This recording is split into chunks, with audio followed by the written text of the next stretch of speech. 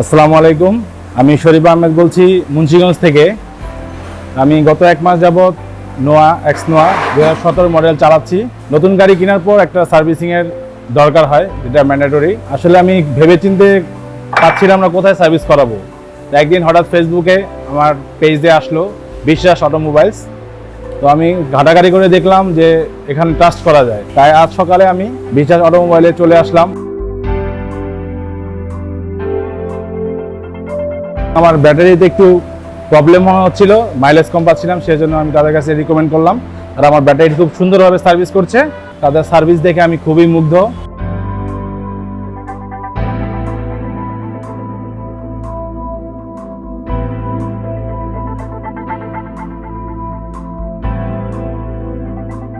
সত্যি কথা বলতে বিশ্বাস অটোমোবাইলস একটা আস্থার জায়গা।